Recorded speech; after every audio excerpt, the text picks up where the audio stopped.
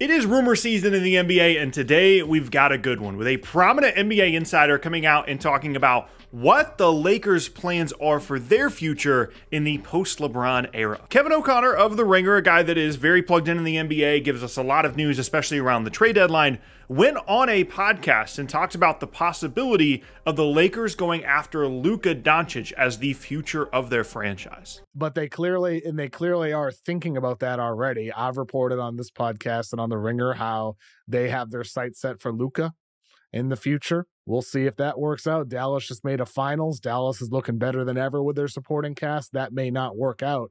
But the Lakers, by not trading their future picks, clearly they're still thinking long term. Now, obviously, this is confusing for a variety of reasons. The Mavs literally just won the West. They just went to the finals. They were a few games away from winning an NBA title. And even though there is a certain attraction to going to play in LA and play for the Lakers, Luka seems about as far as any player in the league away from actually leaving their team, especially when it comes to team success. They just had basically the best possible year they could have had given the roster they had. But having said that, this is the way that the NBA works. We have crazy player movement all the time, and we don't always see it coming. In the modern NBA, it's extremely uncommon for players to stay with one team for the entirety of their careers, and changing to multiple different teams throughout their prime is pretty normal at this point. Not to mention the fact that Luka is currently a 2026 free agent. He doesn't have a long-term contract extension in place with Dallas. He has yet to sign that with them, and the timeline of him becoming a free agent in 2026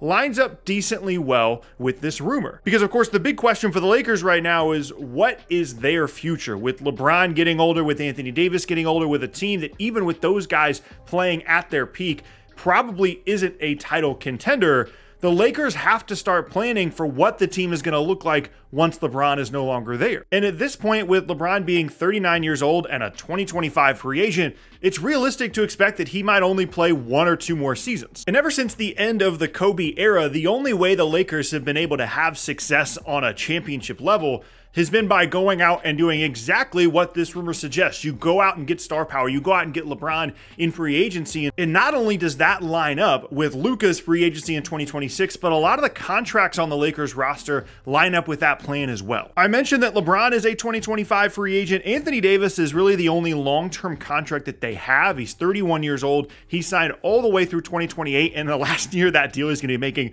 $70 million, by the way. And they don't really have any other big contracts. Certainly not when you think about the salary cap continuing to rise and when you focus specifically on that 2026 offseason in which Luka could be available. And this works out really nicely for the Lakers as well, because at that point, Anthony Davis is going to be entering into a different point in his career, but he's not going to be bad. He's going to be definitely past his prime, 33 years old, and given his injury history, you're not super excited about that, but he's still going to be good. It's not like he's going to be 40. And speaking of Anthony Davis, this whole plan with potentially trying to get Luka in 2026, using free agency as a tool, is exactly how they got Anthony Davis as well. It doesn't have to just be signing a guy outright in free agency the way that the Lakers got LeBron. You can use free agency as a tool. You can force the other team to be concerned about Luka possibly leaving, to be concerned about him possibly entering free agency, and then he can basically force his way to any team he wants to go to, and the Lakers do have some assets moving forward. Now, in terms of young players, it's not fantastic. It's Austin Reeves, it's Dalton Connect,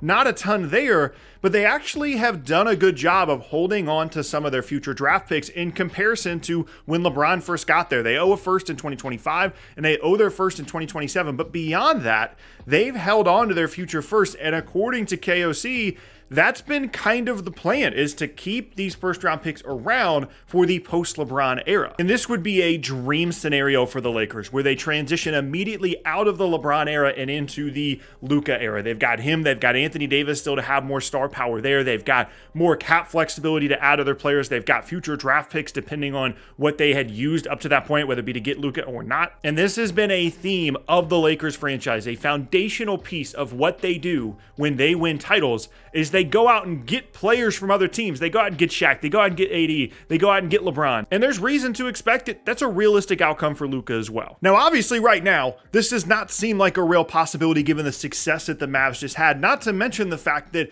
all of this player movement that we talk about typically are the American-born players. Like, the international stars of the game don't move teams. They haven't changed teams at all. Luka's still on his team that drafted him. Jokic's still on the team that drafted him. Giannis is still on the team that drafted him, despite multiple chances and rumors about him possibly leaving. And Joel Embiid, although he is a college player, he didn't come from the international game. He was born outside of the States, and he is stuck around in Philadelphia to this point as well. There's no history of top 5 players in the league that were not born in the States in this era of the NBA leaving for other teams. That has to do with the culture of the international game. That has to do with these guys just enjoying the cities that they're living in.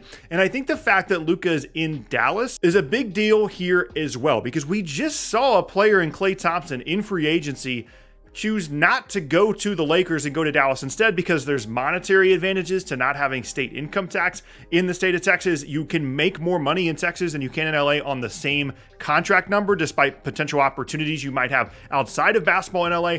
And Luka could be the next Dirk for this franchise. Like, him being in Dallas, him having that parallel of Dirk right there with them, of guys that came, from the international game, went to Dallas, and to be there their entire careers, and to go through everything that Dirk went through and finally win the title in 2011. And for Luka to have gone through some ups and downs so far in his career, have a bit of a breakthrough in this most recent year, and make it to the finals. As of right now, even though things line up well from a free agency and a contract and a narrative standpoint, I find it very hard to believe, even with this reporting, even with these rumors, that Luka would actually end up leaving Dallas, whether it be in 2026 or even beyond that. I'm obviously prepared to be wrong about that and be surprised, because you never know in the NBA, right? You just never know what's going to happen from year to year. Things could change dramatically for Dallas. They might not even win a playoff series next year, because the West is just that loaded. But right now, the concept of anticipating Luka Doncic joining the LA Lakers in 2026 feels pretty far-fetched. But even with that being the case, guys like KOC, these people that are in and around the league that have worked themselves into these insider circles, they don't just throw these kinds of rumors out for no reason. They don't just make these kinds of things up. And because he said it, there's a real possibility that the Lakers have had conversations about what their team's going to look like in 2025, 2026, 2027, and plan for the future post-LeBron. They have to have those conversations. Generally speaking, as fans, I think we underestimate just how far in advance these teams are thinking, just how much they're preparing their payroll sheets